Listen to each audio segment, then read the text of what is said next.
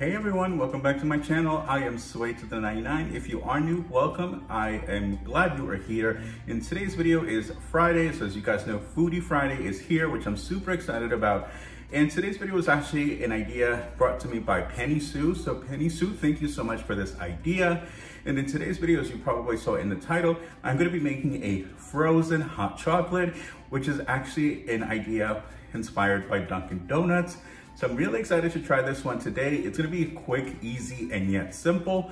And best part, all the ingredients that you will see in today's video were purchased at the 99-cent only store and the Dollar Tree. So I hope you are, enjoying your day and gearing up for the weekend. And if you are watching this any other time, I hope you're having an amazing week.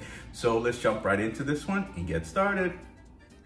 All right, so let's just quickly scan the items that I'll be using in today's video. So I'll be using the s'mores chocolate, the light creamer, as well as the almond milk.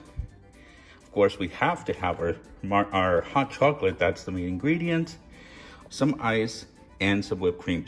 Actually, this is the only item that I did purchase at Target, just simply because I forgot to pick it up at the 99 and Dollar Tree was out. So I did purchase this in Target by Market Pantry. So these are all the ingredients I'll be using in today's video, and as always, I will be listing all of the measurements down in the description box so you guys can follow along. All right, so this is gonna be super simple, so let's jump right into it. All right, so first we want to do is we're going to throw in our ice, and you do need about 3 cups of ice for this recipe. Then we're going to add 2 cups of milk, and you can use any type of milk you like. I personally prefer the almond milk, so that's what I'll be using today.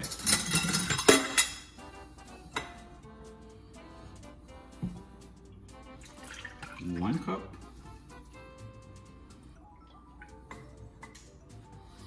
2 cups. There we go.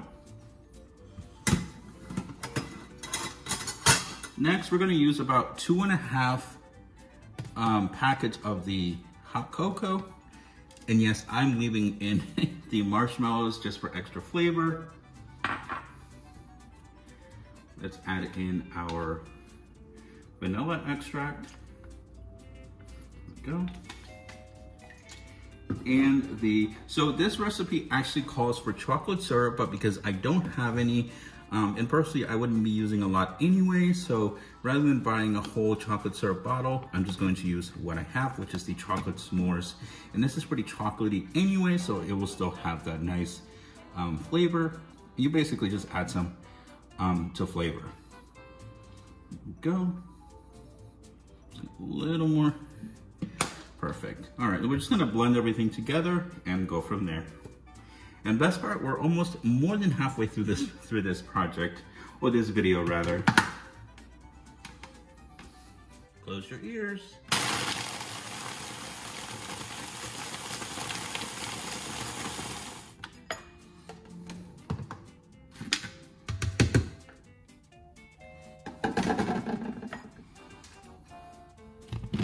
All right, so let's give this a try.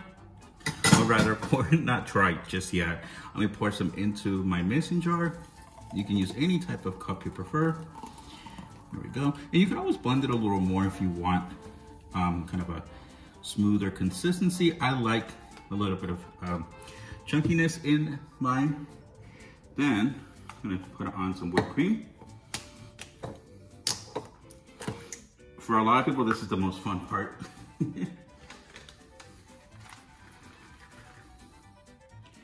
Let's see.